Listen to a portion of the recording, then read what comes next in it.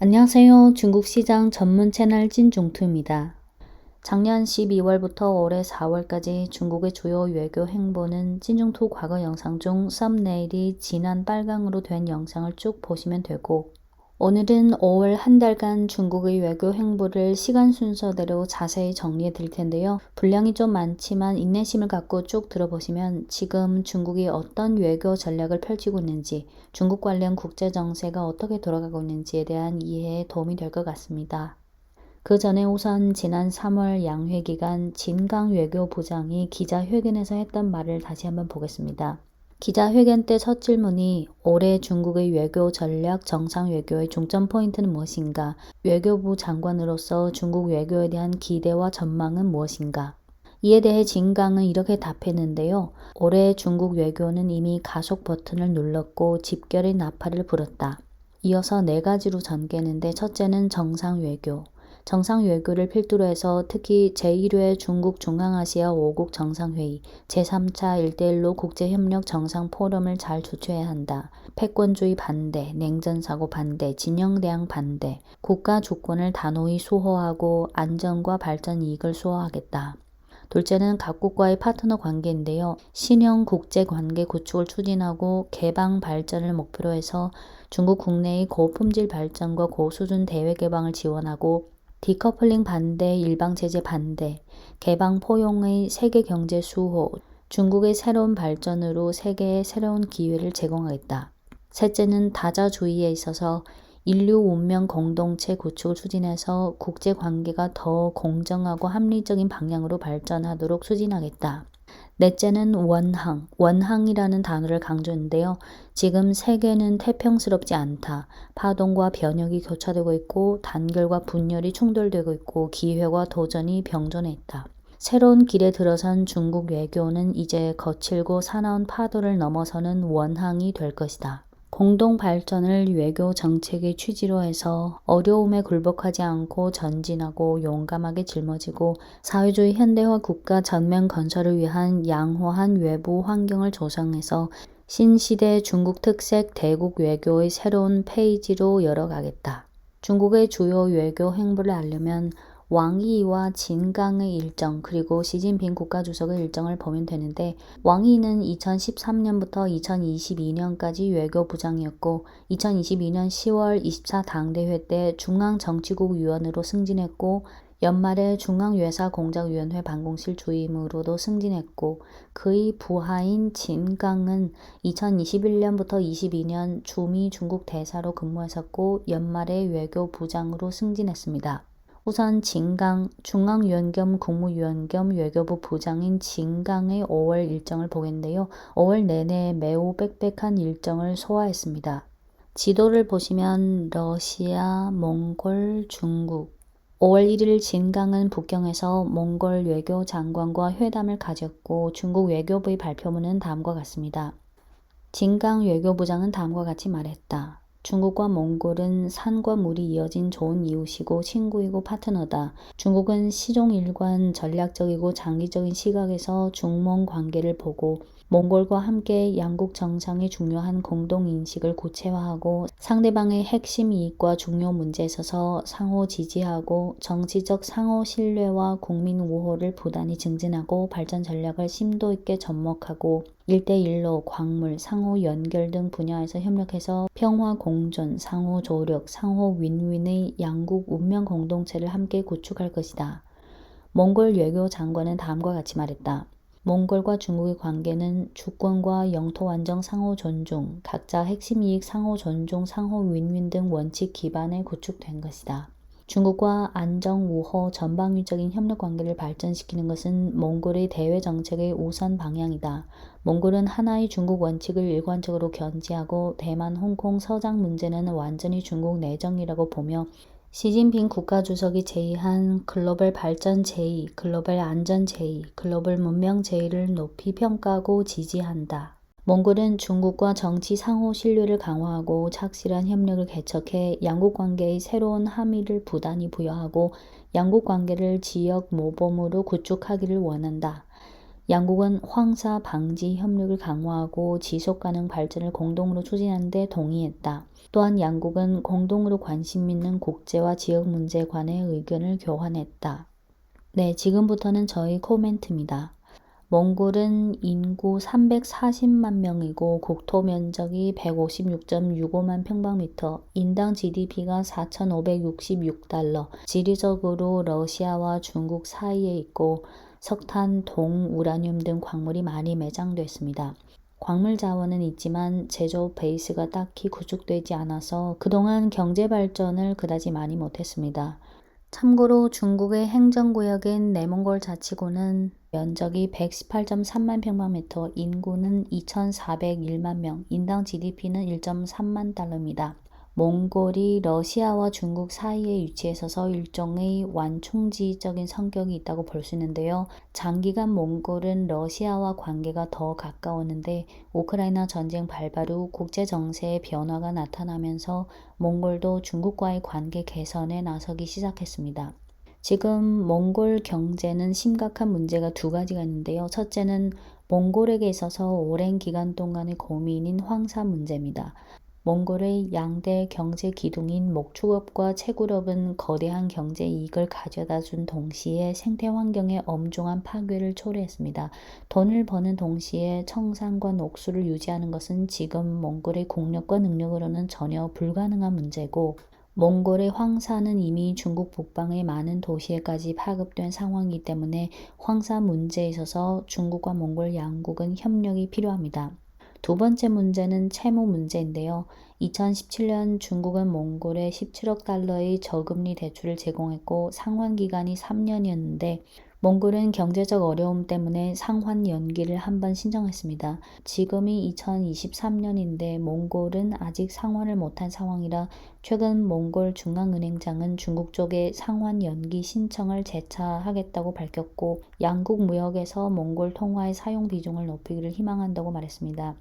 달러나 유엔화에 비해 현실적으로 몽골 통화는 여러 통화 체계에서 가장 불안정한 통화 중 하나이고 지난 몇 년간 몽골의 국가 부채가 계속 늘었고 자국 경제의 악화로 몽골 통화도 급속도로 절하됐기 때문에 몽골 중앙은행장이 몽골 통화의 사용 비중을 늘리고 싶다고 하는 것은 중국이 받아들일 리가 없습니다.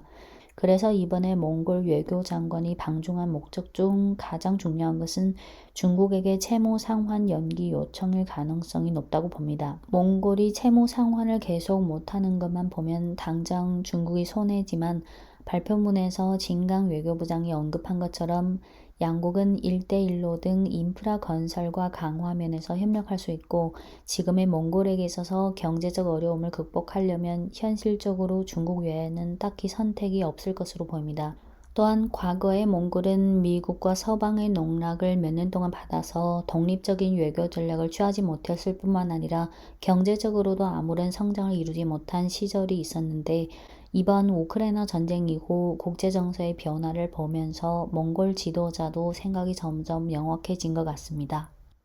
네, 이어서 5월 4일부터 5일 인도에서 상해협력기구 외무장관 회의가 열렸는데 그 전에 진강은 미얀마를 방문해서 미얀마 외무장관과 만났고 미얀마 지도자가 진강을 회견했습니다. 상해협력기구 외무장관 회의에서 진강은 러시아 외무장관, 인도 외무장관과 각각 회담을 했습니다. 5월 5일 상해협력기구 외무장관 회의가 끝나자마자 진강은 바로 파키스탄으로 이동했는데요. 5월 5일 파키스탄 대통령과 만났고 5월 6일 파키스탄 외무장관과 육군참모장과 각각 회담을 했고 아프가니스탄 임시정부 대리 외무장관과 회담을 했고 제5회 중국, 아프가니스탄, 파키스탄 외무장관 회의에 참석했습니다. 회의에서 중국, 아프가니스탄, 파키스탄 3국은 정치적 상호신뢰, 주권과 영토 안정, 반테러 안전협력, 경제협력, 일대일로 협력 등 면에서의 공동인식을 가졌습니다. 네, 중국, 아프가니스탄, 파키스탄 3자 회담을 마치고 진강은 귀국해서 5월 8일 주중 미국 대사와 회담을 가졌는데요. 진강이 주중 미 대사에게 한 말은 다음 두 단락입니다. 중미 관계는 중미 양국뿐만 아니라 세계에도 중대한 의미가 있다. 작년 11월 시진핑 주석은 바이든 대통령과 발리에서 회담을 통해 중요한 공동 인식에 달성했다. 하지만 그 후 미국의 일련의 잘못된 언행들은 어렵게 얻은 중미 관계의 적극적 태세를 파괴했고 양국이 상이한 대화와 협력 의제가 방해받아서 양국 관계는 다시 차가운 얼음 상태에 직면하게 됐다. 지금 급선무는 중미 관계를 안정화시켜서 나선형 하락을 피해 중미 관계가 사고 나는 것을 방지해야 하며 이는 중미 관계에 있어서 가장 기본적인 공동 인식이자 나라와 나라, 특히 두 개의 대국이 함께 지낼 때 반드시 지켜야 할 마지노선이다. 중국은 시진핑 주석이 발표한 상호 존중, 평화 공존, 협력 공영의 원칙에 따라 중미 관계를 처리하는 것을 견지할 것이며 미국이 심각하게 반성하고 중국과 마주보면서 나아가서 중미 관계가 곤경에서 벗어나서 정상 궤도로 다시 복귀하는 것을 추진하기를 희망한다. 둘째 단락. 미국은 중국에 대한 인지를 바르게 해야 하고 이성을 되찾아서 중미 관계의 첫 번째 단추를 잘 잠그어서 양국이 각자 더 좋은 발전에서 서로 성취하도록 해야 한다. 한편으로는 중국과 소통한다고 말하면서 다른 한편으로는 계속 중국을 탄압 억제해서는 안 된다. 말과 행동이 달라서는 안 된다. 미국은 반드시 중국의 마지노선, 레드라인을 존중해야 하고 중국의 주권, 안전, 발전 이익에 대한 손해 행위를 멈춰야 하고 특히 대만 문제를 정확히 처리해야 하고 하나의 중국 원칙을 계속 바닥나게 하는 행위를 멈추고 대만 독립 분열 세력을 지원 방임하는 행위를 멈춰야 한다. 미국은 냉정하고 전문적이고 현실적인 태도로 양국 관계에서 발생한 우발적 사건을 처리하는 것을 견지하고 중미 관계가 재차 충격받는 상황을 피해야 한다. 상호 존중, 대등 호혜를 기반으로 대화 협력을 추진해야 한다. 화이부동, 조화공생, 각자의 아름다움을 존중하고 서로의 아름다움을 한데 어우르는 것이야말로 우리가 함께 노력해야 하는 중미 관계와 세계다. 번스 대사가 중국에서 많이 접촉하고 많이 교류하고 많이 사고해서 중미 간의 유대와 다리가 돼서 건설적인 노력을 하기를 바란다. 네, 주중 미국 대사와의 회담을 마치고 진강은 5월 8일부터 12일까지 독일, 프랑스, 노르웨이 3국 방문에 나섰습니다.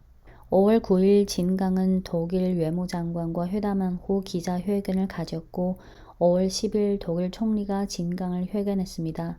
진강은 독일 외무장관과의 회담에서 중독 재치료 정부 협상을 위해 잘 준비해서 향후 일정 기간 동안 각 분야에서의 협력을 위한 전방위적인 계획을 해야 한다. 각종 글로벌 문제와 도전에 직면한 상황에서 각국에게 필요한 것은 협력이지 대항이 아니고 필요한 것은 상호 존중이지 상호 질책이 아니다. 중독 양국은 신냉전을 반대하고 디커플링을 반대해서 세계 평화 번영을 위해 자신감과 동력을 주입해야 한다. 이번 독일 방문의 주요 목적은 곧 열리게 될 제7회 중독 정부 협상을 위한 준비다. 중독 양국은 주요 경제 대국이자 전방위적 전략적 파트너로서 양국 인민의 근본 이익과 전 인류의 장기적 복지를 출발점으로 해서 전략 자주를 견지하고 정치 상호 신뢰를 증진하고 단결 협력을 강화해야 한다. 라고 말했고 독일 외무장관은 독중 제7회 정부 협상이 기대되고 특히 기후변화, 에너지 전환, 생물 다양성, 청년 교류 등 분야에서의 협력을 촉진할 것이다. 라고 말했습니다. 공동 기자회견에서 최근 EU가 주장한 중국과의 협력에서 디리스킹에 관한 기자의 질문에 진강은 이렇게 답했습니다. 총 4단락인데 다 번역할게요. 첫 단락. 유럽이 디리스킹을 논할 때 우선 사고해야 하는 것은 리스크가 무엇이고 리스크가 어디에 있는지다. 중국은 자국의 제도를 수출하지 않고 평화 발전의 길을 견지하고 상호 공영의 대외 개방 전략을 견지하고 국제법을 기반으로 하는 국제 질서를 수호하고 패권 행위를 반대하고 노르트 스트림 2 수송관 폭파와 같은 행위를 절대 하지 않는다. 중국은 각국과 함께 도전에 대응하고 인류 운명 공동체를 구축하기를 바란다. 중국이 대외 수출하고 있는 것은 기회이지 위기가 아니고 협력이지 대항이 아니고 안정이지 혼란이 아니고 보험이지 리스크가 아니다.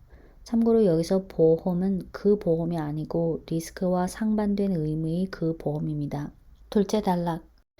글로벌 공급망의 형성과 발전은 경제 글로벌화와 시장 경제가 작용한 결과이고, 글로벌화와 시장 경제는 유럽 국가들이 그동안 대대적으로 초항하고 추진해온 것이다. 중국과 독일, 중국과 유럽의 경제 투자 협력은 큰 성과를 얻었고, 중국, 독일, 유럽 3자 모두 거대한 이익을 얻었다. 사실이 증명하듯이 중국과 유럽은 공동 발전하는 양대 시장이고 상호 윈윈의 양대 파트너다. 중국은 고품질 발전을 실현하기 위해 힘쓰고 있고, 고수준 대외 개방을 계속해서 확대하고, 독일과 유럽의 기업들이 중국으로 와서 시장을 개척하는 것을 환영하며 각국 기업을 위해 시장화, 법치화, 국제화된 투자 환경을 조성할 것이다. 셋째 단락. 중국은 독일, 유럽이 중국과 디커플링하지 않는 태도에 대해 높이 평가하는 동시에 유럽이 주장하는 디리스킹에 대해 우려를 표한다. 만약 디리스킹이라는 명의로 실제로는 탈중국을 한다면 그것은 탈기회, 탈협력, 탈안정, 탈발전과 마찬가지다. 중국과 독일, 중국과 유럽은 모두 국제무역 규칙과 계약 정신을 준수해야 하고 상호 개방을 유지해야 하며 정상적인 경제무역 투자 협력을 정치화하지 말고 시장 행위에 대해 인위적으로 간섭해서는 안 된다. 넷째 단락. 주목할 점은 일부 국가는 지금 신냉전을 발동하고 있고 국제 규칙을 파괴하고 이념 대립을 선동하고 진영 대항하고 디커플링하고 자국 통화의 독점 지위를 남용해 타국에 대해 확대 관할하고 일방 제재하고 또 자국의 인플레이션과 재정 위기를 대외 수출해서 심각한 파급 효과를 초래했는데 이것이야말로 중요시해야 할 점이고 이것이야말로 진정한 리스크다. 신냉전을 하기 시작한다면 손해받는 것은 중국의 이익뿐만 아니라 유럽의 이익도 희생된다. 최근 오스트리아 싱크탱크에서 발표한 보고서에 의하면 만약 독일이 탈중국을 할 경우 독일의 연간 GDP는 2% 줄어들 것이고 손실액은 600억 유로에 해당된다. 우리는 반드시 디커플링을 단호히 반대하고 신냉전에 대해 고도의 경계를 유지하며 글로벌 공급망의 안정적이고 원활한 발전을 함께 수호해야 한다. 네, 다음 날인 5월 10일 진강은 독일 총리의 회견을 받아서 시진핑 주석의 안부를 전달했고 그리고 포츠담 회담 옛 장소를 참관했습니다. 진강이 포츠담 회담 장소를 참관한 것은 대만 문제와 연관성이 있는데요. 진강은 현장에서 이렇게 말했습니다. 1945년 포츠담 회의는 2차 대전 후의 국제 질서를 정하는 데 중요한 역할을 했고 중국 인민에게 특수한 역사적 의미가 있다. 포츠담 회의에서 발표한 포츠담 선언에서는 카이로 선언에서 정한 사항을 거듭 천명했고 일본이 대만을 포함한 중국 영토를 중국에게 반환하는 등 내용이 포함되어 있었다. 이는 반파시즘 전쟁의 큰 성과이고 당시 3,500만 중국 군민의 생명과 피로 바꾼 것이다. 하지만 지금 미국은 말끝마다 규칙에 기반하는 국제 질서를 수호한다고 하지만 포츠담 선언을 내버리고 대만 독립 분열 활동을 방임해서 전후 국제 질서를 파괴하고 중국의 주권과 영토 완정을 손해했는데 중국 인민은 절대 허락할 수 없다. 우리는 역사가 우리에게 남겨준 경고를 기억해야 한다. 즉 전후 국제 질서는 반드시 수호해야 하고 국제 공평 정의는 반드시 신장해야 하고 대만 독립 분열을 꾀하고 국제 공리와 질서에 도전하고 역사의 흐름을 역행하는 것은 결국은 막다른 골목으로 들어가는 것이다. 중국의 국가 통일은 반드시 실현돼야 한다. 이렇게 말한 후 진강은 방명록에 전후 국제 질서 수호, 세계 평화 번영 촉진, 중국 국가 통일 실현이라는 글을 남겼습니다. 진강이 포츠담 회담 장소를 방문한 이유는 과거의 독일 통일 때 중국이 독일을 위해 조력한 것을 잊지 말고 중국의 내정인 대만 통일 문제에 토를 달지 말라고 말한 거나 마찬가지고 장소는 독일이지만 유럽 각국에 말한 거나 마찬가지입니다. 즉 미국이 대만을 이용해 중국을 견제하고자 할 때 독일을 포함한 유럽 각국들에게 미국과 맞장구를 치는 짓을 하지 말라고 말한 거나 마찬가지입니다. 네, 참고로 카이로 선언은 2차 세계대전이 진행되던 1943년에 카이로에서 미국, 영국, 중국이 발표한 공동선언이고 일본의 무조건 항복과 전쟁 뒤의 일본 점령지 반환에 관한 내용을 담고 있는데요. 거기서 대만의 중국 귀속을 약속했습니다. 포츠담 회담은 1945년 7월 독일 포츠담에서 미국과 영국, 소련 등 연합국 정상들이 만나 제2차 세계대전의 처리를 의논한 회담이고 포츠담 선언은 1945년 7월 26일에 발표된 대일본 전쟁 처리 방침에 관한 연합국 공동선언으로 일본에 대한 무조건 항복 권고 및 군국주의 배제, 민주주의 회복, 전범 재판, 영토 제한, 비무장화, 군수공업 폐지 등을 담고 있습니다. 대만이 중국 영토의 일부라는 점은 1943년의 카이로 선언, 1945년의 포츠담 선언에서 이미 대만의 귀속 문제를 명시했고 또 1971년 제26회 유엔 총회 제2758호 결의에서 이미 확인된 사항입니다. 하나의 중국 원칙은 중국이 지금까지 180여 개국과 수교한 정치적 기초와 전제 조건이기 때문에 중국과 수교한 모든 나라는 수교 전에 대만과 단교였습니다. 네, 독일 방문을 마치고 5월 10일 진강은 프랑스를 방문해 프랑스 외무장관과 회담했고 중프 고급 인류 교류 시스템 책임자 협상을 했습니다. 찐중투 과거 영상에서 지난 4월 마크롱 대통령의 중국 국빈 방문에 대해 분석했는데요. 이번에 진강이 프랑스를 방문한 것은 당시 양국 정상이 정한 여러 협력 사항을 구체화하기 위한 것이고 진강은 이렇게 말했습니다. 지난 4월 마크롱 대통령의 중국 국빈 방문은 큰 성공을 거뒀다. 중국은 프랑스와 함께 양국 정상이 달성한 공동인식을 구체화하기 위해 각 분야의 교류와 협력을 가속화하고 긴밀하고 지속적인 전면 전략적 파트너 관계의 부단한 발전을 추진하기를 바란다. 중국의 고품질 발전과 고수준 개방에 대한 결심에는 변화가 없고 중국은 프랑스 등 세계 각국과 함께 케이크를 만들어서 발전 기회를 공유하기를 바란다. 중국은 유럽을 전면 전략 파트너로 삼고 유럽이 전략적 자주성을 강화하고 국제 무대에서 적극적 역할을 하도록 지지하고 중국과 유럽의 관계는 제3자를 향하지 않고 제3자에게 의존하지 않고 제3자의 제약을 받지 않는 것을 주장한다. 참고로 중국과 프랑스는 1964년에 수교해서 2024년 내년이 수교 60주년이고 내년엔 또 프랑스에서 올림픽이 열리죠. 4월 마크롱 대통령 방중 시 양국이 발표한 공동성명에서도 명시했듯이 지금부터 중프 양국의 협력은 단순히 정치 경제뿐만 아니라 수교 60주년을 계기로 해서 문화, 인문, 교육, 과학기술 등 분야에서의 교류와 협력도 포함되어 있고 거기에 고급 인류 교류가 포함됐습니다. 네, 이어서 5월 11일 진강은 파리의 인터내셔널 대학타운에 위치한 중국의 집 개막식에 참석했고 파리에서 유학 중인 중국인 유학생들과 만났습니다. 네, 프랑스 방문을 마치고 5월 11일 진강은 노르웨이를 방문해 노르웨이 공상업계 대표들과 좌담회를 했고 5월 12일 노르웨이 총리가 진강을 회견했고 노르웨이 외무장관과 회담 후 공동 기자회견을 했고 노르웨이 국회의 외교 국방 사무위원회 의원들과 만났습니다. 진강은 양국은 경제, 무역, 해양, 사회복지, 녹색 전환 등 분야에서의 협력을 강화해서 양국 관계가 새로운 단계로 진입하는 것을 추진해야 하고 내년 양국 수교 70주년 경축 행사를 위한 준비를 해야 한다고 말했고 노르웨이 총리는 양국 협력의 더 큰 발전을 추진하기를 바라고 특히 녹색 전환, 기후변화, 제약, 북극 등 분야에서 협력하기를 바란다고 말했습니다.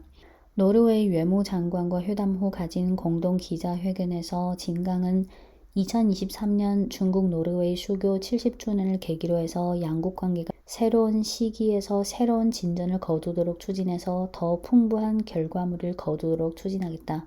복잡한 국제 정세에서 중국은 시종 일관 노르웨이와 유럽을 협력 파트너로 간주하며 중국과 유럽은 이념 대립과 진영 대항을 함께 반대 억제하고 세계 평화와 발전을 위해 더 많은 안정성, 확정성과 긍정적 에너지를 불어넣어야 한다고 말했고 노르웨이 외무장관은 노르웨이는 중국과의 대화 협력을 소중히 여기고 하나의 중국 원칙을 견지하고 코로나 이후 더 많은 차원의 교류를 기대한다. 중국이 생물 다양성 진전에서 역할을 발휘한 것에 대해 높이 평가하고 노르웨이는 녹색 전환 등 분야에서 중국과 건설적 협력을 전개하기를 희망한다. 노르웨이와 중국은 모두 국제자유무역의 수혜를 받았고 노르웨이는 디커플링을 지지하지 않으며 노르웨이 공상업계는 중국과 경제무역 협력을 강화하고 무역 편리화를 추진하기를 바란다. 내년은 양국 수교 70주년이다. 양국이 과거에 거둔 성과를 돌이켜보면서 양국 관계의 미래 방향을 계획할 수 있다. 라고 말했습니다. 양국은 새로운 버전의 이중 과세 방지 협약을 체결했습니다. 공동 기자회견에서 진강은 경제 협력 외에 이 부분도 언급했는데요. 중국 정부는 인권 보호를 위해 부단한 노력을 했다. 홍콩 신강 서장 문제는 인권 문제가 아니라 중국의 주권 안전과 발전 이익과 관련된 문제이고 중국은 외부 세력이 이런 문제를 이용해 중국에게 불안정한 요인을 제조하는 행위를 단호히 반대한다. 대만 문제의 본질은 반분열 투쟁이다. 중국은 대만 해협의 평화 안정을 희망하고 평화 통일을 희망한다. 대만 해협의 평화 안정을 파괴하는 것은 대만 독립을 주장하는 분열 세력과 일부 국가의 대만 독립에 대한 방임과 지지다. 주권과 영토 안정에 대한 중국 정부와 인민의 결심은 동요하지 않는다. 중국은 노르웨이와 함께 유엔을 핵심으로 하는 국제체계, 국제법을 기반으로 하는 국제질서, 유엔 헌장의 취지와 원칙을 기반으로 하는 국제관계의 기본 준칙을 수호하고 평화협상 사무에서의 협력을 강화하고 세계 평화 발전을 촉진하겠다. 우크라이나 위기에 있어서 지금 급선무는 정전이고 최종적으로는談判 방식으로 위기를 정치적으로 해결해야 한다. 중국은 시종일관 평화의 쪽에 서서 화해 권유 회담 촉진을 견지할 것이다. 위기와 관련된 각 측이 냉정과 자제를 유지해서談判을 위해 함께 노력하기를 바라고 유럽의 장기적인 안정에 착안해서 균형, 유효, 지속적인 유럽 안정 구도의 구축을 추진하기를 바란다고 말했습니다. 기자회견 Q&A 시간에 복잡한 국제 정세에서 중국과 유럽 관계의 안정 발전을 유지할 수 있는가라는 질문에 진강은 이렇게 답했습니다. 중국과 유럽은 세계 영향력이 있는 두 개의 큰 역량이고 양대 시장, 양대 문명이다. 이번 방문을 통해 나는 유럽이 중국과 소통, 조율하고 상호 윈윈을 추진하고자 하는 적극적 의지를 깊이 느꼈다. 100년 만의 큰 변국은 풍랑이 격렬하고 파도가 사납다. 중국과 유럽이 안정과 발전을 지속하려면 다음 세 가지를 견지해야 한다. 첫째는 포용적인 세계관을 견지해야 한다. 코로나에서 환경 악화까지 경제 회복에서 발전 적자까지 글로벌 문제는 날로 돌출해지고 복잡해졌고 각국 국민들의 운명은 이미 긴밀히 연결돼 있어서 함께 협력해서 도전에 대응해야 한다. 중국과 유럽은 응당히 각국 인민이 자주적으로 선택한 발전의 길을 존중하고 지지해야 하고 국제사회가 보편적인 관심사에 대해 함께 적극적으로 대응해야 한다. 전후 국제 질서는 반드시 수호해야 하고 진정한 다자주의는 반드시 견지해야 한다.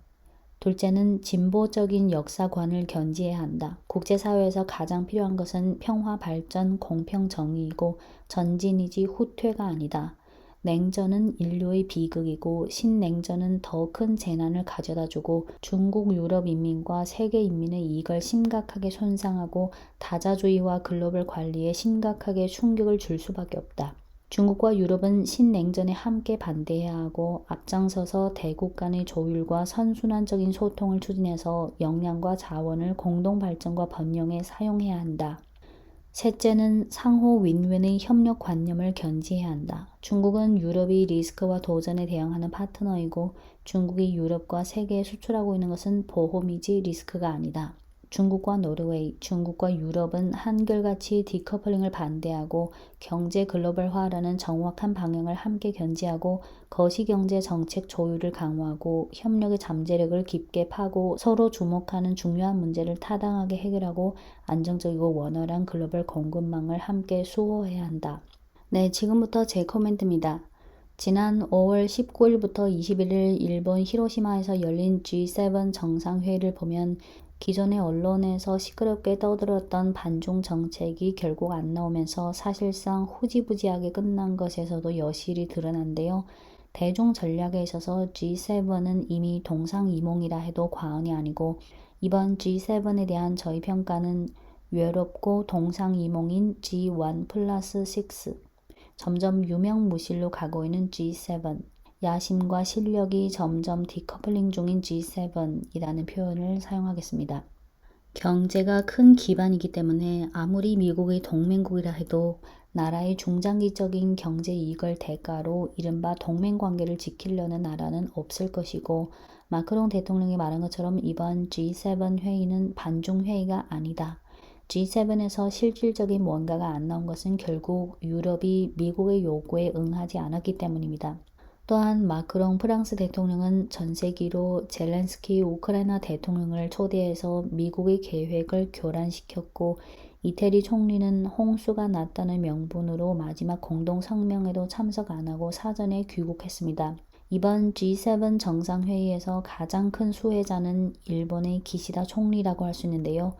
요미우리 신문이 5월 20일부터 21일까지 전국 만 18세 이상 유권자 1,061명을 대상으로 실시한 전화 여론조사에서 기시다 총리가 이끄는 내각 지지율이 전달보다 9%포인트 오른 56%로 나타났다고 5월 22일 보도했고, 교토통신이 5월 27일부터 28일 진행한 전화 여론조사에서 기시다 총리가 G7 정상회의 의장으로서 지도력을 펼쳤다고 응답한 비율이 62.3%였다고 보도했습니다. 즉, 기시다 총리는 G7 정상회의가 히로시마에서 열리는 그 그림을 일본 국민들에게 보여줌으로써 지지율을 지탱하는 효과를 확실히 봤습니다.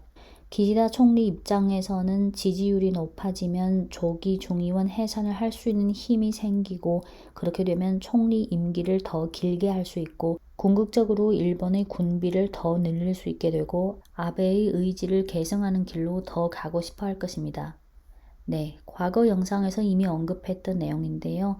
전 세계 GDP에서 G7의 비중의 추이를 보면 1976년 61%였다가 1995년 65%, 2008년에는 53%로 줄었고 2020년 45%로 줄었고 2021년 44%로 줄었고, 구매력 평가 기준으로 계산하면 G7은 30.7%로 브릭스는 31.5%, 즉 구매력 평가 기준으로 계산하면 브릭스는 이미 G7을 추월했습니다.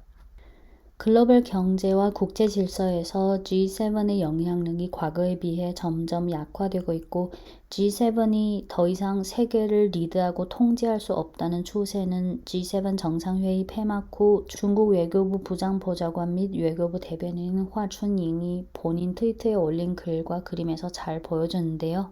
첫 번째 그림은 우물안 개구리가 G7 equal world 라고 묻고 있고, 두 번째 그림은 2013년부터 21년까지 글로벌 경제 성장에 대한 중국의 기여도가 38.6%인데 비해 G7의 기여도는 25.7%, 그리고 중요한 것은 G7 내부에서 미국의 비중이 절대적으로 높다는 점, 그리고 세 번째 그림은 전 세계 인구에서 G7은 10%에 불과하고 전 세계 토지 면적에서 G7은 16%에 불과하다.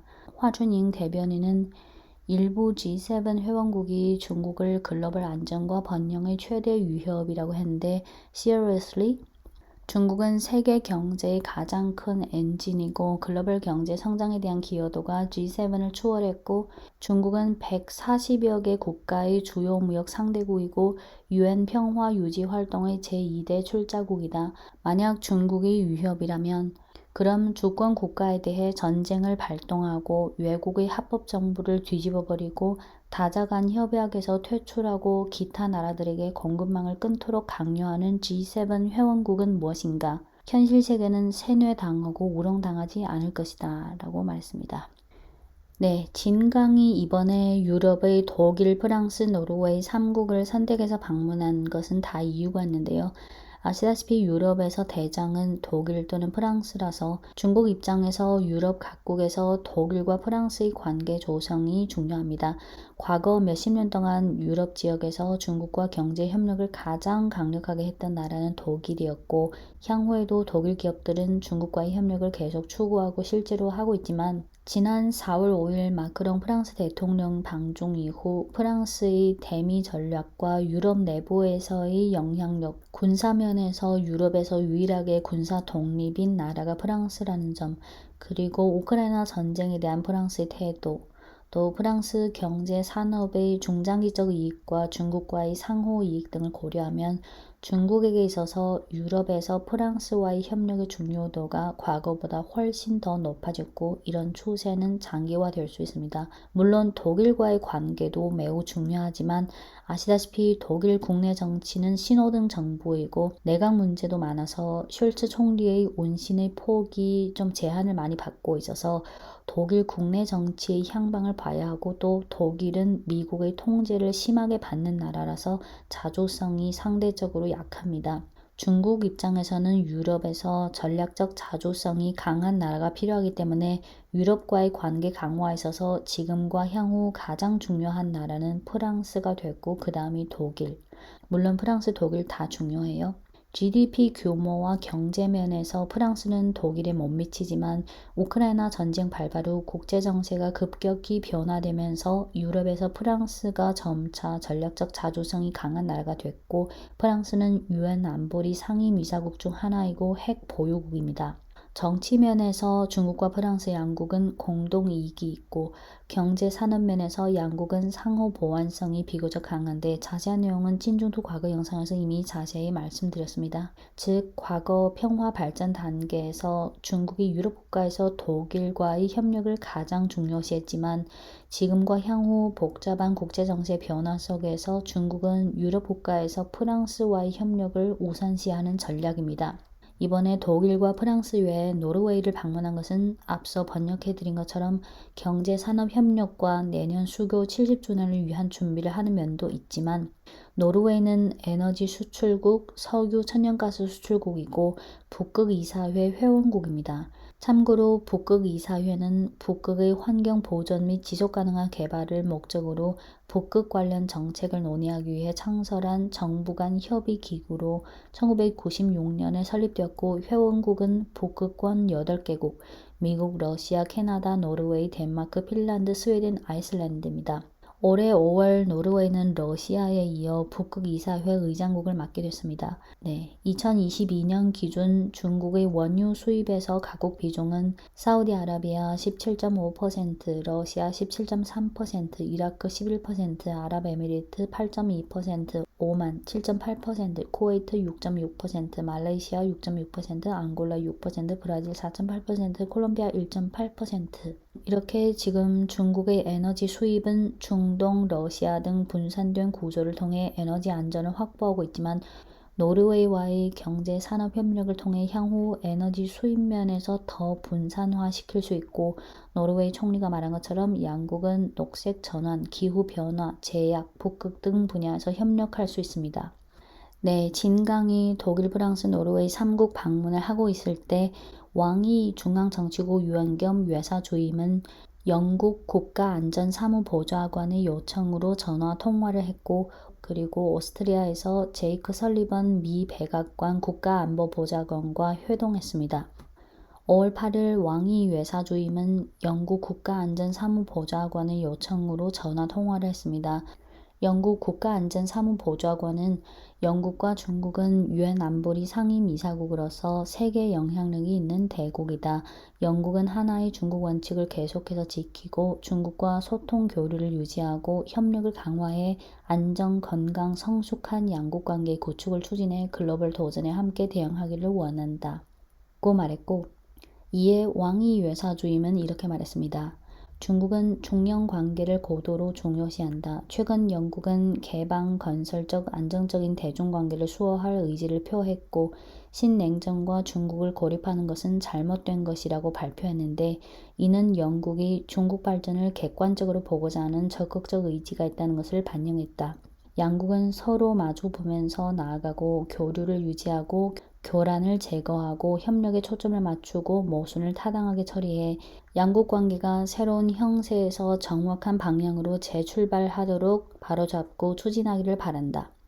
중국은 유엔 안보리 상임이사국 중 유일하게 완전 통일을 실현하지 않은 대국이다. 대만이 중국의 일부라는 점은 역사적 사실일 뿐만 아니라 국제사회의 공동인식이기도 하다. 평화 통일은 14억 중국 인민과 전 세계 염황 자손의 공동적인 수건이다. 영국이 계속해서 하나의 중국 원칙을 지키고 중국의 주권과 영토 안정을 존중하고 내정 상호 불간섭 원칙을 견지하고 상호 간의 핵심 이익과 중요 관심사를 존중하기를 바란다고 말했습니다. 그 외에 양국은 우크라이나 위기 등에 관한 의견을 교환했고 왕이는 화해 권유, 회담 촉진의 입장을 거듭 천명했고 각 측의 모순이 더 격화되는 행위를 피하기를 희망한다고 말했다. 네, 중국 외교부의 발표문은 여기까지고 아시다시피 그동안 영국은 이른바 정치적 올바름과 대외 관계에 있어서 철저한 미국의 앵무새 역할을 해왔는데요. 영국의 국가안전사무보좌관이 스스로 왕위에게 통화 요청을 한 것은 뭔가 이유가 있겠죠. 물론 외교 발표문의 텍스트를 100% 그대로 받아들일 필요는 없지만 미국의 이른바 동맹국 중 프랑스뿐만 아니라 향후 글로벌 경기가 둔화될수록 국제정세가 변화될수록 미국의 단일 패권이 무너질수록 미국의 이른바 동맹국들도 하나하나씩 변화가 생기는 것은 결국 시간 문제입니다. 네, 이어서 왕이 중국 외사주임과 제이크 설리번 미 백악관 국가안보보좌관은 오스트리아에서 만나서 5월 10일부터 11일까지 회담을 가졌습니다. 이틀 동안 두 분의 회담 시간이 8시간이나 됐고 통역 없이 영어로 직접 진행했고 현장에 언론사가 없는 상태로 진행했기 때문에 8시간이라면 정말 많은 얘기를 한 게 분명할 것 같습니다. 양측 모두 회담 내용에 대한 구체적인 발표문 없이 그냥 아주 간단하게 두세 줄의 브리핑만 있었을 뿐입니다. 중국 외교부의 발표문은 다음과 같습니다. 양측은 중미 관계가 장애물을 배제하고 하강을 멈추게 하고 안정화하는 데 있어서 진솔하고 깊이 있고 실질적이고 건설적인 논의를 했다. 왕이는 대만 문제에 대한 중국 측의 엄정한 입장을 전체적으로 설명했다. 양측은 또 아시아 태평양 정세, 우크라이나 등 공통적으로 관심을 갖고 있는 문제와 지역 문제에 관해 의견을 교환했다. 양측은 계속해서 이러한 전략적 소통 채널을 잘 활용하는 데 동의했다. 네, 백악관의 발표문은 미중 양자 관계, 국제 및 영내 이슈, 우크라이나 전쟁, 대만 문제 등에 대해 솔직하고 실질적이고 건설적인 대화를 했다. 이번 회동은 열린 소통 채널을 유지하고 경쟁을 책임있게 관리하기 위한 지속적인 노력의 일환이다. 이를 위해 양측은 전략적인 소통 채널을 유지하기로 합의했다고 밝혔습니다. 참고로 양측은 전략적인 소통 채널을 유지하기로 합의했다라는 표현은 실질적으로 합의된 내용이 딱히 없다는 뜻으로 이해해도 무방할 것입니다.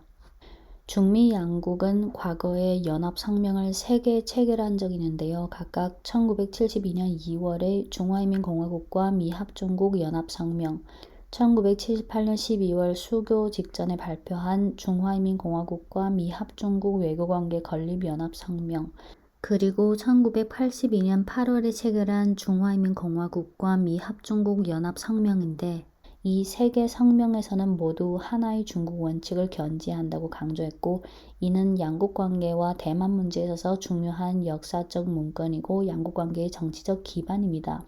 특히 1982년 7월 17일에 체결한 성명에 미국은 일정 기간 후 대만에 대한 무기 판매를 완전히 중지한다는 내용이 포함되어 있지만 미국은 과거 성명에서 했던 약속을 계속 위반해 왔습니다. 그 외에 2018년부터 시행한 관세 인상, 반도체 제재, 중국 기업과 개인 제재, 여기에 현 중국 국방부장인 리샹푸도 포함되어 있습니다. 중국 기업과 개인 제재 등 원칙적인 문제부터 구체적인 문제까지 한 건 한 건 8시간 동안 논의했을 것입니다. 네, 오스트리아를 방문했으니 왕이는 오스트리아 외무장관과도 만났습니다.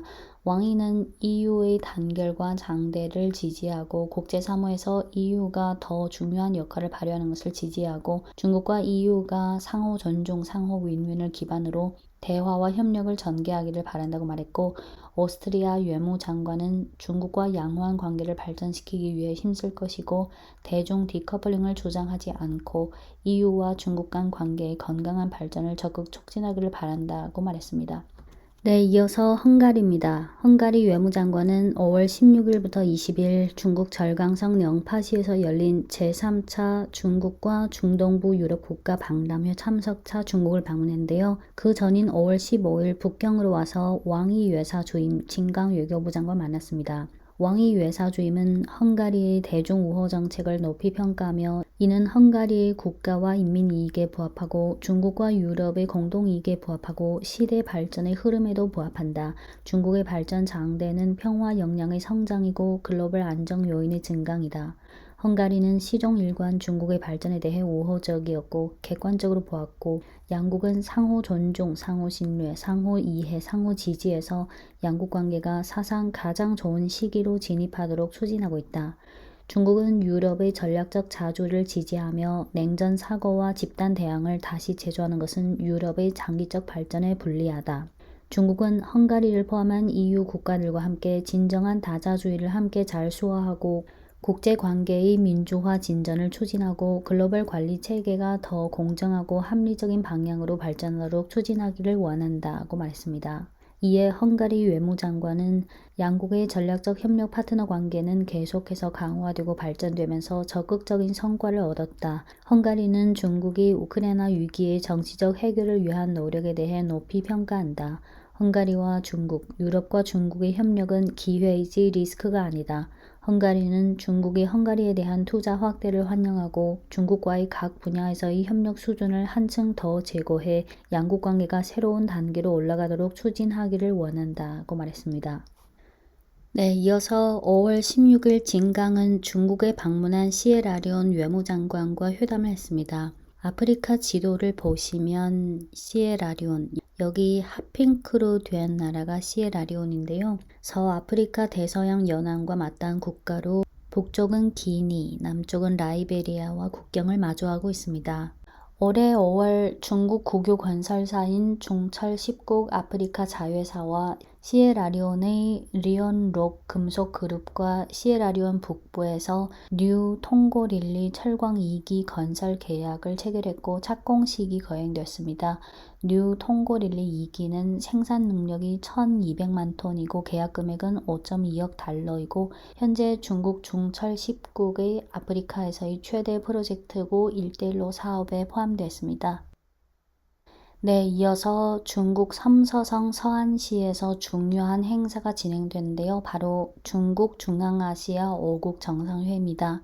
중앙아시아 5국은 카자흐스탄, 키르기스스탄, 타지키스탄, 투르크메니스탄, 그리고 우즈베키스탄 등 5개국을 말하고 동쪽에는 중국, 북쪽에는 러시아, 서쪽에는 카스피해, 남쪽에는 아프가니스탄이 있습니다. 지도를 보면 아시겠지만 중국의 1대1로 사업에서 중앙아시아 5국은 매우 중요한 위치에 있습니다.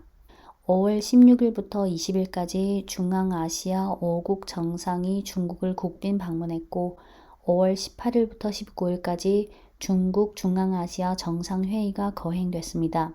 시진핑 주석은 5월 17일 카자흐스탄 대통령과 회담 후 공동성명을 발표했고 이어서 5월 18일 키르기스스탄, 타지키스탄, 투르크메니스탄, 우즈베키스탄 대통령과 각각 회담 후 각각 공동성명을 발표했고 5월 18일 저녁 중앙아시아 5국 정상 환영식과 문화예술 공연이 있었습니다. 5월 19일 중국 중앙아시아 정상회의를 진행했고 중국 중앙아시아 서안 선언을 체결했고 공동 기자회견을 거행했습니다. 공동 선언 내용은 분량이 좀 많은데요. 다 번역하지 않고 좀 건너뛰면서 말씀드리면 첫째, 중국과 중앙아시아 5국의 전방위적 협력은 6개국과 6개국 인민의 근본 이익에 부합한다. 100년 만에 큰 변화를 앞두고 지역 각국 인민의 미래에 착안해서 6개국은 더 긴밀한 중국 중앙아시아 공동체를 함께 구축할 것을 결심했다. 둘째, 이번 정상회의를 계기로 2년마다 정상회의를 개최한다. 셋째, 핵심 이익 문제에 있어서 상호 이해하고 지원한다. 중국은 중앙아시아 국가가 선택한 발전의 길을 단호히 지지하고 각국의 국가 독립, 주권, 영토 안정을 지지하고 독립자주의 대내외 정책을 취하는 것을 지지한다. 넷째, 국가 안전, 정치 안정과 헌법 제도를 수호하는 것은 의미가 중대하며 합법 정권을 반대하고 색깔혁명을 책동하는 것을 단호히 반대하고 어떠한 형식, 어떠한 핑계로든 타국의 내정에 간섭하는 것을 반대한다. 다섯째, 국제협력에 대한 1대1로 공동건설에 대해 높이 평가하고 1대1로 공동건설 제2발표 10주년을 새로운 출발점으로 해서 1대1로와 카자흐스탄의 광명의 길 신경제 정책, 키르기스스탄의 2026년 국가 발전 강요, 타지키스탄의 2030년 국가 발전 전략, 투르크메니스탄의 실크로드 부흥의 길 전략, 우즈베키스탄의 신우즈베키스탄 2022부터 26년 발전 전략 등 중앙아시아 5국의 발전 전략과의 접목을 강화하고 각 분야에서의 착실한 협력을 강화해 상호 보완하고 고도 공용의 협력 신구조를 형성하도록 한다. 여섯째, 중국과 중앙아시아는 경제무역 협력 잠재력이 거대하며 중국 중앙아시아 경제무역 부장회의 역할을 충분히 발휘해 무역 규모를 전면 향상한다. 중국 중앙아시아 간의 상무 협력 대화 시스템 잠재력을 발굴해 디지털 무역과 녹색 경제 등 신흥 분야의 협력을 개척한다.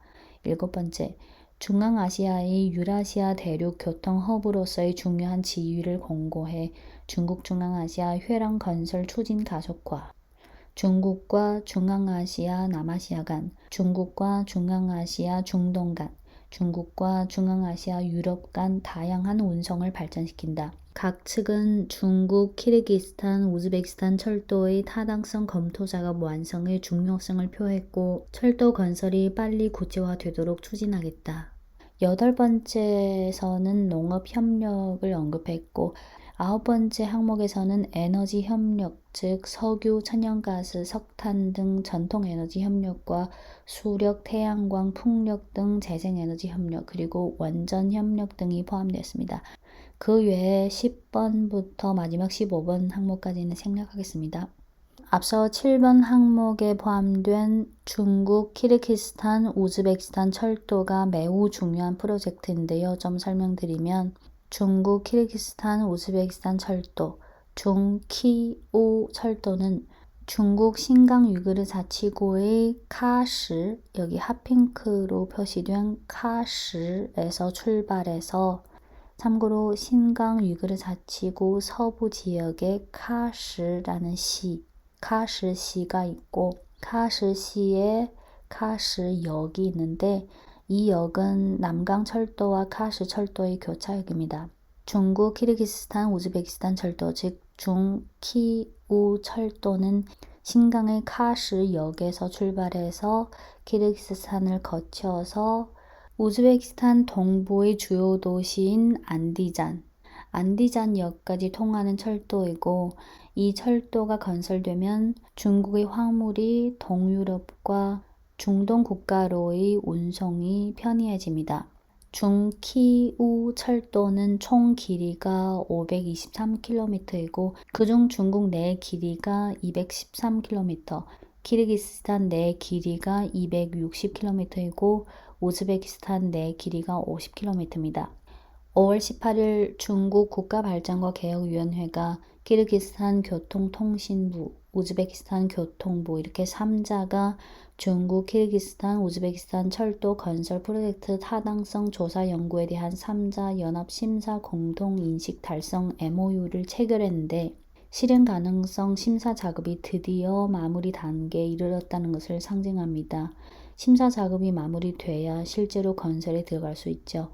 중국에게 있어서 이 철도가 왜 이렇게 중요하냐면 중국이 이 철도의 건설을 처음으로 제안한 것은 1997년인데요. 올해가 2023년이니까 이미 26년이 지났습니다. 즉 오랜 기간 동안 실제로 건설을 시작하지 못했다는 거죠. 이게 어떻게 된 거냐면 2022년 5월 30일 중국 현지 언론사에서 키르기스탄 대통령을 인터뷰했을 때 키르기스탄 대통령은 이렇게 말했습니다. 내가 푸틴 대통령에게 키르기스탄이 중키우 철도가 필요한 정도는 마치 우리가 공기와 물이 필요한 것과 같다라고 설명한 후 실행 가능성 검토를 끝낸 후 2023년에 착공할 것이다. 이 철도가 건설되면 키르기스탄도 경유국이 되니까 깊은 구렁에서 벗어날 수 있게 된다. 깊은 구렁에서 벗어날 수 있게 된다가 무슨 뜻이냐면 지도를 보시면 아시다시피 키르기스탄은 대륙 안에 꽉 갇혀 있는 나라라서 타국과 연결하는 국제 철도가 제대로 있어야 경제 발전이 가능합니다. 이 철도가 건설되면 키르기스탄에게 일자리와 자금을 창출해 줄 수 있기 때문에 키르기스탄의 경제에 도움이 돼서 대외 채무를 상환 못하는 우려에서도 벗어날 수 있을 것이다. 평화만 있으면 모든 것은 좋아질 것이다. 라고 키르기스탄 대통령은 인터뷰에서 말했습니다. 네, 2022년 5월 이 인터뷰에서 알 수 있다시피 오랜 기간 동안 중키우 철도가 타당성 검토 단계에서 실제 건설 단계로 가지 못한 것은 러시아가 반대했기 때문이라는 것을 알 수 있습니다. 그동안 러시아 입장에서는 만약 이 철도가 건설되면 경제 면에서는 모스크바를 패스하고 갈 수 있기 때문에 경유국으로서의 러시아의 경제 이익에 불리하고 정치 면에서는 그동안 중앙아시아 5개국이 러시아의 영향권에 있었는데 이 철도가 건설돼서 개통이 되면 중앙아시아와 중국과의 관계가 밀접해지면서 러시아의 존재감이 약해지기 때문입니다. 하지만 2022년 2월 우크라이나 전쟁 발발 후 러시아가 각종 제재를 세게 받게 되면서 러시아도 일부 지정학적 이익에서 양보하거나 타협할 수밖에 없게 됐습니다. 키르기스탄 현지 매체에 의하면 키르기스탄 내각은 당시 2022년부터 26년 철도 운수 발전이라는 주요 방향을 승인해서 철도 산업의 발전을 우선 사안으로 정했고 중키우 철도는 우리나라에게 꼭 필요한 프로젝트라고 밝혔습니다. 같은 해, 즉 2022년 5월 27일 유라시아 경제위원회 화상회의에서 키르기스탄 교통부 부부장은 이 철도는 중국과 유럽을 연결하는 전망이 있는 프로젝트다. 우리의 목표는 2022년까지 타당성 조사 연구를 완성하는 것이다. 이 프로젝트가 성공하면 키르기스탄과 유라시아 경제연합 모든 국가의 경제 발전을 촉진할 것이다. 라고 말했습니다. 우즈베키스탄 대통령도 유라시아 경제위원회 화상회의에서 이 철도의 필요성을 강조했습니다. 이 인터뷰에서 키르기스탄에게 있어서 이 철도가 절실하다는 것을 알 수 있고요. 중국에게 있어서도 이 철도는 큰 의미를 갖고 있습니다. 지도에서도 알 수 있다시피 이 철도는 중국 신강 위구르 자치구 지역의 경제 활성화에도 유리하고 일대일로 사업에도 유리하고 중국의 화물을 유럽으로 운송하는 데 유리하고 중앙아시아의 석유, 천연가스 등을 중국으로 수입할 때도 유리하고 더 나아가 일대일로를 비롯한 육로 건설을 통해 미국이 주도하는 해상 패권에 대응한다는 의미도 있습니다. 좀 더 전개하면 지금까지 중국의 화물을 유럽과 중동으로 운송하는데 주로 두 개의 경로가 있었습니다. 하나는 중국 란저우에서 우루무치로 가서 러시아의 모스크바로 가서 모스크바에서 유럽으로 가는 것이고 두 번째 경로는 우루무치에서 키르기스탄 수도인 비슈케크로 가서 이란의 수도 테헤란으로 가서 거기서 다시 중동으로 가는 겁니다. 기존의 이 두 개 노선은 비효율적이고 비용이 높다는 단점이 있습니다. 만약 중키우 철도가 건설된다면 중국의 화물이 유럽과 중동으로 가는데 시간이 많이 단축되고 비용도 많이 줄어듭니다. 철도는 항공과 자동차에 비해 운송량이 방대하고 비용이 낮다는 장점이 있습니다. 네, 한편 카자흐스탄은 석유, 천연가스, 석탄 자원뿐만 아니라 금광, 우라늄, 크롬, 텅스텐, 그 외에 연, 아연, 망간, 알루미늄 등 풍부한 자원이 있습니다. 중키우 철도가 이제 드디어 타당성 검토 단계를 마무리해서 실제 건설 단계로 갈 수 있게 된 사례에서도 알 수 있다시피 찐중투 과거 영상 중 미국의 전략적 오판이라는 영상에서도 말씀드렸듯이 미국이 대리인 전쟁인 우크라이나 전쟁을 야기시킨 후 러시아로 하여금 중국과 협력, 특히 경제 산업 면에서 중국과의 협력을 크게 강화하도록 만들었기 때문에 이번 전쟁의 당사국이 아닌 제3자인 중국이 어떻게 보면 가장 큰 수혜자가 된 셈입니다. 물론 지금 중국이 주장하는 종전과 평화 협상이 나중에 실현된다면 그것도 중국에게는 큰 수혜가 될 것이 분명합니다. 두 번째는 중국 섬서방 서안시와 중앙아시아 간의 교류가 향후 더 강화될 것으로 보입니다. 중앙아시아 5국 중 대장이 카자흐스탄인데요. 5월 19일 카자흐스탄은 시안 서안시에서 총영사관을 개설했고 카자흐스탄 대통령과 진강 중국 외교부장이 개관식에 참석했습니다. 시안 총영사관은 카자흐스탄이 중국에 설립한 세 번째 영사관이고 중앙아시아 국가가 중국의 서부 지역에 설립한 첫 영사관이기도 합니다.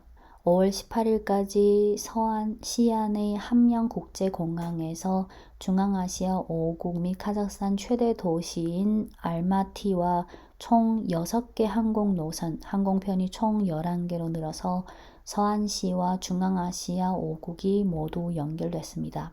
네, 영상 서두에서 말씀드렸던 지난 3월 양회 기간 진강 외교부장이 기자회견에서 했던 말을 다시 한번 보면 올해 중국 외교는 이미 가속 버튼을 눌렀고 집결 나팔을 불었다. 정상 외교에 있어서 정상 외교를 필두로 해서 특히 제1회 중국 중앙아시아 5국 정상회의, 제3차 1대1로 국제협력 정상 포럼을 잘 주최해야 한다. 패권주의 반대, 냉전사고 반대, 진영대항 반대, 국가 주권을 단호히 수호하고 안전과 발전 이익을 수호하겠다. 올해 중요한 정상 외교는 바로 지난 5월에 성공리에 마친 중국 중앙아시아 정상회의가 있고 여기에 이어 하반기에 열릴 제3차 1대1로 국제협력 정상 포럼인데요. 두 행사 모두 세계 각국과의 경제협력 강화 및 1대1로 사업 확장입니다. 네, 5월 20일까지는 중국과 중앙아시아 정상회의가 성공리에 마쳤고 5월에는 또 네덜란드와의 외교 활동도 있었습니다. 5월 10일부터 12일 한정 국가 부주석이 네덜란드를 방문해서 국왕 그리고 총리와 각각 회담을 했고 5월 16일 이장 총리가 네덜란드 총리와 통화했고 5월 23일 진강 외교부장이 중국을 방문한 네덜란드 부총리 겸 외무장관과 회담 및 공동 기자회견을 했고 5월 24일 한정 국가부주석도 네덜란드 부총리 겸 외무장관과 회담을 했습니다. 중국과 네덜란드 양국 대표는 모두 경제 무역 협력의 중요성을 강조했는데요. 진강은 디커플링 반대, 글로벌 공급망 안정을 수호해서 세계 경제 회복을 촉진하자는 의지를 피력했고 우크라이나 위기에 대한 화해 권유 담판 촉진 입장을 강조했고 네덜란드 외교장관은 하나의 중국 원칙을 견지하고 중국과의 경제협력, 특히 농업과 혁신 분야의 협력을 강화하고자 하는 의지를 피력했고 중국이 우크라이나 위기의 평화 해결을 추진하기 위해 건설적인 역할을 발휘하길 희망한다고 밝혔습니다.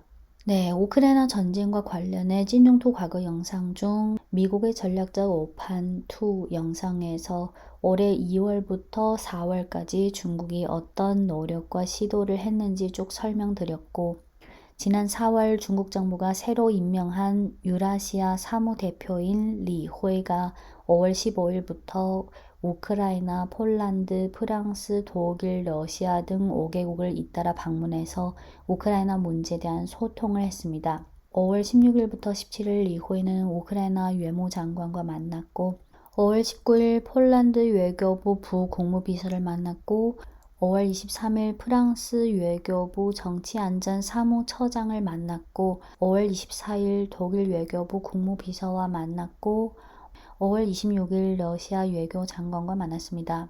리회 유라시아 사무대표가 우크라이나, 폴란드, 프랑스, 독일, 러시아 등 5개국을 방문했다고 해서 당장 뭔가 변화가 나타나는 것은 아니지만 찐중투 과거 영상에서도 이미 언급했듯이 올해 2월 중국이 우크라이나 위기 정치적 해결에 관한 중국 입장을 발표했고 화합 권유, 담판 촉진을 위한 노력을 계속하고 있습니다.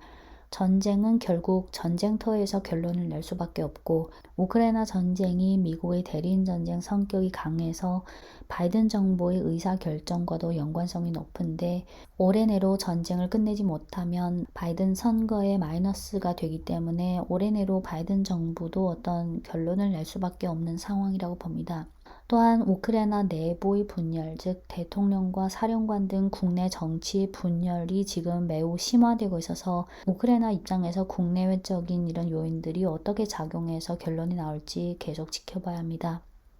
중러 간의 전략적 협력은 찐중투 과거 영상 중 시 주석과 푸틴 대통령의 회담, 중러 신시대 전면 전략 협력 파트너 관계 강화 연합 성명 영상에서 자세히 말씀드렸는데요. 경제 협력 강화 및 구체화를 위해서 러시아 총리가 중국을 방문해서 경제 협력이니까 5월 24일 오전에 먼저 리창 총리와 회담을 했고 오후에 시진핑 국가주석이 러시아 총리를 접견했습니다. 양국 총리 회담에서 리창 총리의 발언을 일부 발췌하면 양국 총리 정기회의를 통해 양국 정상이 달성한 중요한 공동인식을 잘 구체화하겠다. 양국 간 무역 구조를 개선하고 무역 품목을 풍부하게 해서 농업, 서비스, 디지털 경제, 녹색 발전 등 분야의 협력을 개척해서 무역 협력의 양과 질을 동시에 높이자. 1대1로 10주년을 계기로 중국은 러시아 등 유라시아 경제연합 회원국들과 함께 1대1로 건설과 유라시아 경제연합과의 접목을 강화해 무역 자유화와 편의화를 추진하겠다라고 말했고, 이에 러시아 총리는 양국 관계는 국제관계에서 특수한 의미가 있고 국제 정세가 불안정한 배경에서 러시아는 중국과 함께 양국 정상이 달성한 중요한 공동인식을 잘 구체화해서 각 분야의 협력을 한층 더 강화하고 양국이 직면한 새로운 도전에 함께 대응하겠다. 양국은 협력 잠재력을 충분히 발굴해 공상업계 소통을 강화하고 무역, 에너지, 농업, 과학기술, 인프라 건설 등 분야의 협력을 강화해서 1대1로를 함께 건설하겠다고 말했습니다. 회담 후 양국은 경제협력 관련 문건을 체결했습니다. 5월 24일 오후 시진핑 국가주석이 러시아 총리를 접견했고 푸틴 대통령에 대한 안부를 전한 후 이렇게 말했습니다. 지난 3월 나는 러시아를 국빈 방문했고 푸틴 대통령과 향후 일정 기간에 있어서 중러 관계의 발전과 각 분야 협력의 청사진을 계획했다.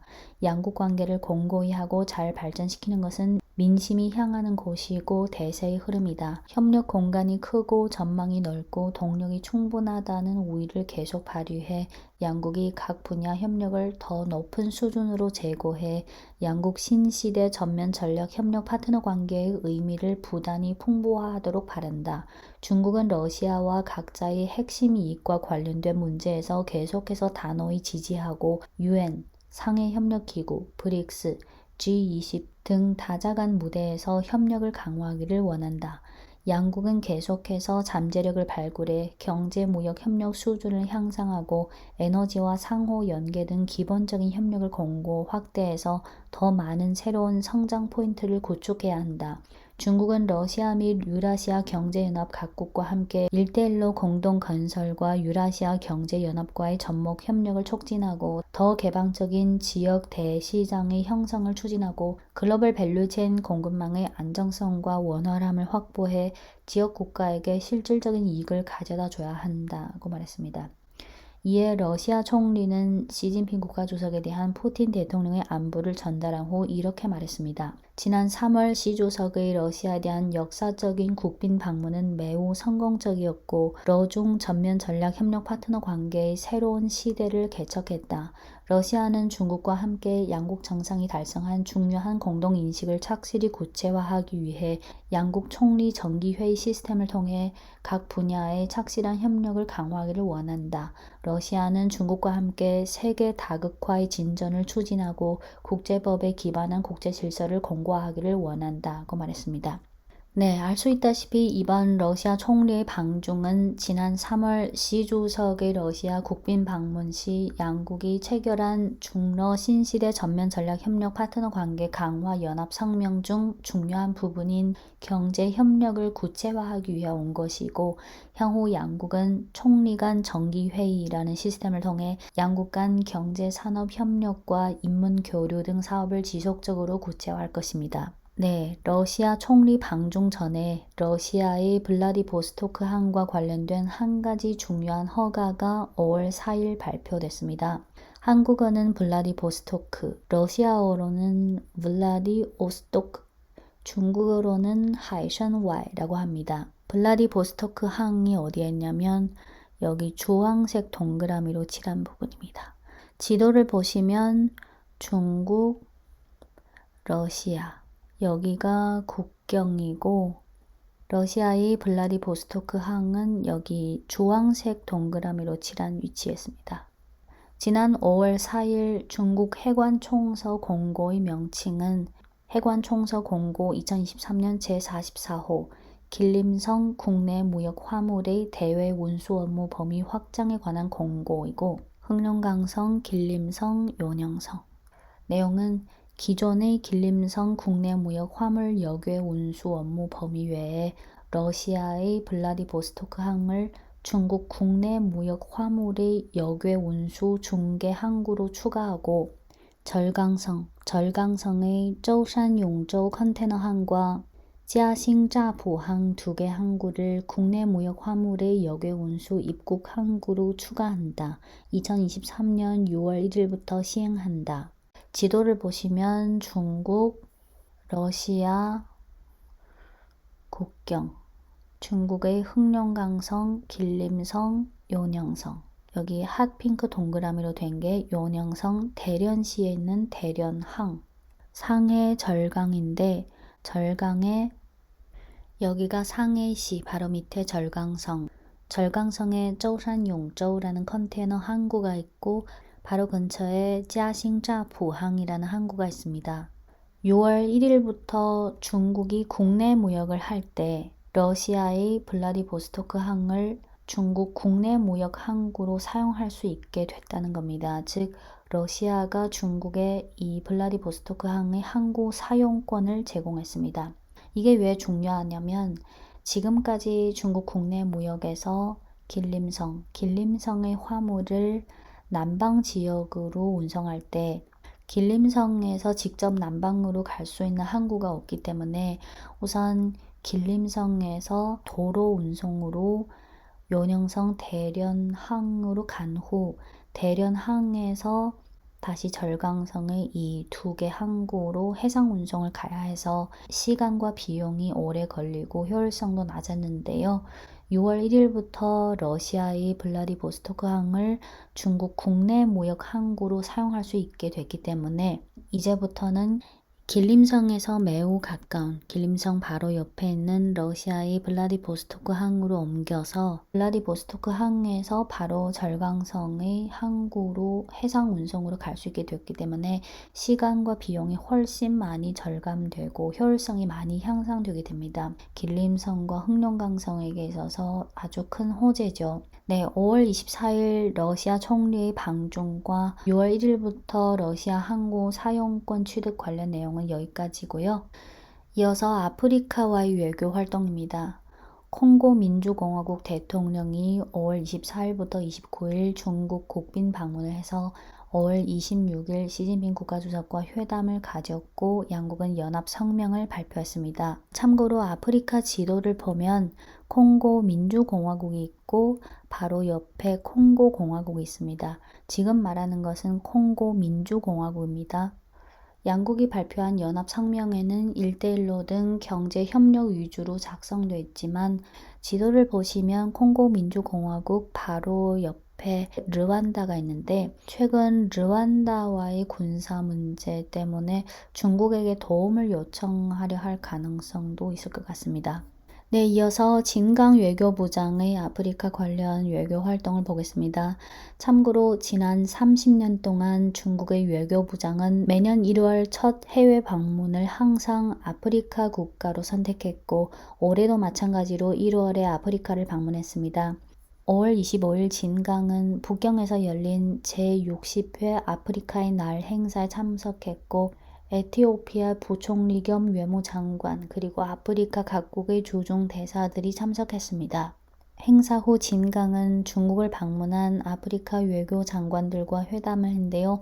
5월 25일 에티오피아 부총리 겸 외무장관과 회담했고 5월 29일 짐바브웨 외무장관과 회담했습니다. 제60회 아프리카의 날 행사에서 진강이 연설에서 강조한 점은 60년 내 중국과 아프리카는 동고동락 상호 협조해왔고 중국은 시종일관 아프리카와 함께 있다. 지난 10년 내 중국과 아프리카의 관계는 가속 버튼을 눌렀고 더욱 긴밀한 중국 아프리카 운명 공동체를 구축하는 신시대로 들어섰다. 세계 최대 발전도상국과 발전도상국이 가장 집중된 대륙으로서 중국과 아프리카는 과거 어느 때보다 더 단결 협력이 필요하고 상호 관계가 긴밀해질수록 세계 평화는 더 보장이 생기고 상호 협력이 성공할수록 세계 발전은 더 희망이 있다.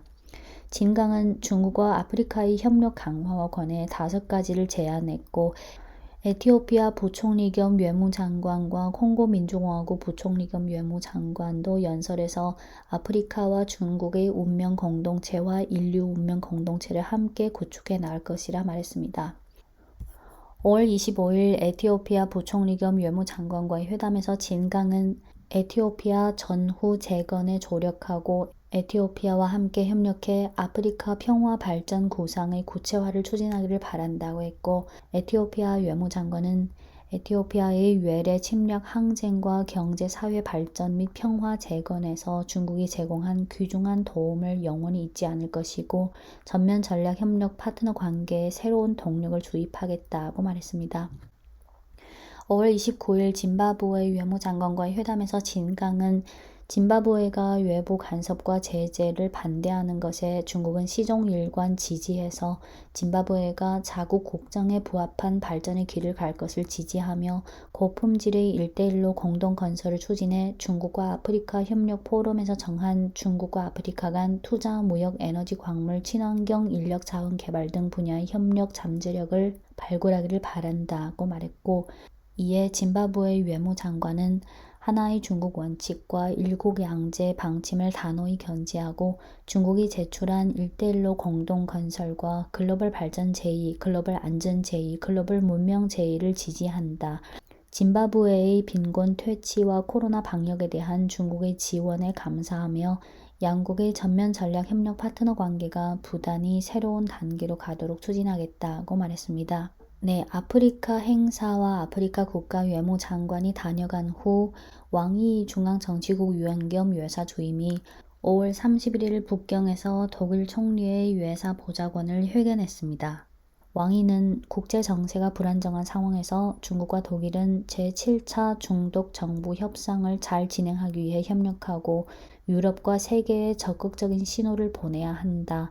세계는 풍부하고 다채롭다. 상호 존중, 평등, 평화 공존이 대국 간 왕래의 도가 되어야 한다. 중국은 중국식 현대화를 전면 추진하고 고품질 발전과 고수준 대외 개방을 견지하고 각국과 기회를 공유해 상호 윈윈할 것이다 라고 말했고 이에 독일 총리 외사 보좌관은 독일은 하나의 중국 정책을 견지한다.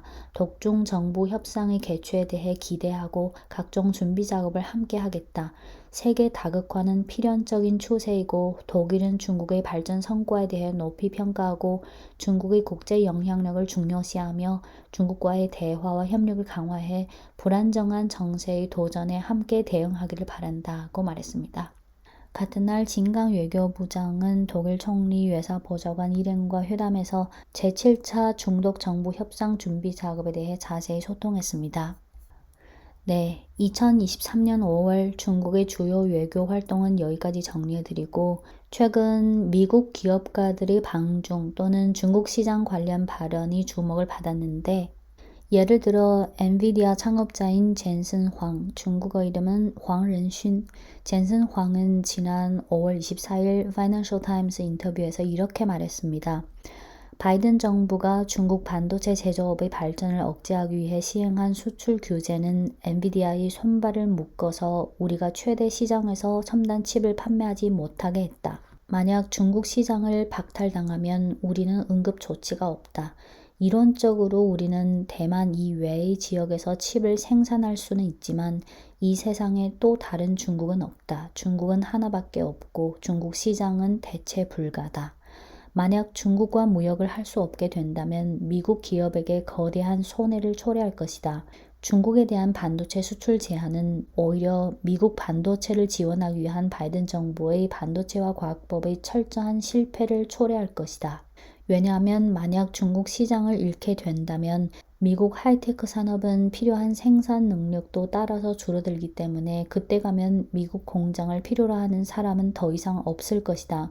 중국 기업은 칩을 자체 연구하기 시작했고 게임, 그래픽과 인공지능 등 분야에서 엔비디아와 경쟁하고 있다. 만약 중국이 미국에서 칩을 구매하지 못하게 된다면 스스로 제조할 것이다. 미국은 반드시 조심해야 한다. 중국이 매우 중요한 기술 산업 시장이라는 것을. 네, 5월 24일 엔비디아 CEO의 인터뷰 내용 중 일부 발췌해드렸고 엔비디아 CEO가 6월에 중국을 방문할 가능성이 있다는 일부 언론 보도도 있지만 아직 확정된 내용은 없는 것 같습니다.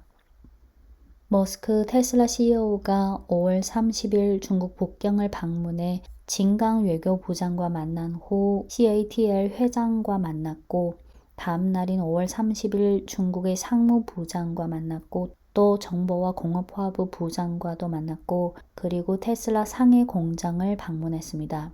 아시다시피 테슬라의 글로벌 생산이든 판매든 배터리든 ESS 사업이든 중국 시장에 대한 의존도가 높습니다. 머스크는 진강 외교부장과 만나는 자리에서 이렇게 말했는데요. 중국 인민은 근면하고 지혜롭고 중국의 발전은 당연하다.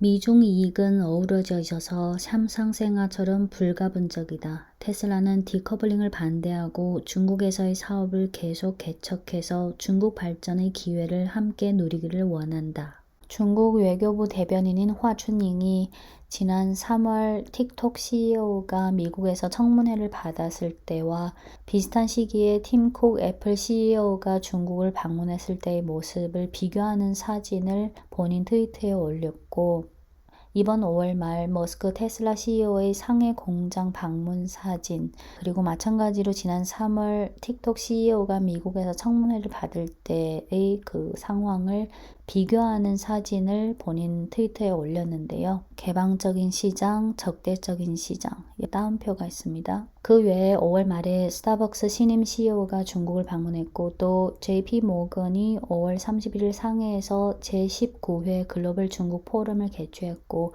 JP 모건 CEO가 4년 만에 처음으로 중국을 방문했습니다. 그리고 또 루이비통 회장 겸 CEO는 6월 내에 중국을 방문할 예정이라고 하고 그 외에도 점점 더 많은 미국과 유럽 기업의 CEO들이 중국을 잇따라 방문할 예정입니다. 또한 5월 유럽 현지 보도에 의하면 프랑스 최대 그리고 유럽 최대 자산 운용사인 아문디의 수석 투자관이 자금을 미국에서 중국 등 나라로 이전하기 시작했다고 말했다고 보도했습니다. 또 어떤 사례가 있냐면 미국 정부는 대중 반도체 제재를 하고 있고 미국 자본의 중국 반도체 산업 투자도 제한하고 있는데 이와 반대로 미국 자본들은 중국의 TMT에 대한 투자를 늘리고 있습니다. 올해 데이터는 아직 정확히 안 나왔지만 2022년 미국의 PE와 VC가 중국 기업에 대한 M&A와 펀딩을 총 182건 했는데 산업별로 나눠서 보면 그중 비중이 가장 높은 게 TMT, 테크놀로지, 미디어, 텔레콤. 이 TMT 산업에 대한 투자가 97건으로 53%를 차지했고 금액은 54%를 차지했습니다. 네, 최근 바이든 정부의 대중 정책을 보면 좌뇌와 우뇌가 싸우고 있는 듯한 양상이 계속 나오고 있고 향후에 이런 상황은 더 심화될 것으로 보이는데요. 바이든 정부에게 있어서 반중이 정치적 올바름이고 표를 많이 얻을 수 있는 수단이지만 향후 미국 기업의 대중협력, 대중투자 등은 결국 다 데이터로 나올 것이고 지금 미국의 대중정책 효과에 있어서 정책 면에서든 경제 면에서든 산업 면에서든 대러 관계에서든 동남아에서든 중앙아시아에서든 중동에서든 아프리카에서든 남미에서든 미국은 점점 더 피동적인 상황이 되고 있고 대만 문제에서든 군사 면에서든 시간이 갈수록 중국의 우위가 점점 더 시연될 것으로 보입니다. 찐중토 과거 영상에서도 언급했듯이 중국이 말하는 100년 만의 큰 변국은 이미 진행 중에 있다고 보고 세계 질서는 결국 미국의 단일 패권에서 점차 다극화로 갈 수밖에 없다고 봅니다. 네, 오늘은 2023년 5월 한 달 동안 중국의 외교 행보 위주로 정리해 드렸는데요. 그 외에도 외교와 군사면에서 더 많은 내용이 있지만 오늘은 일단 여기서 마무리하겠습니다. 네, 지금까지 찐종토였습니다.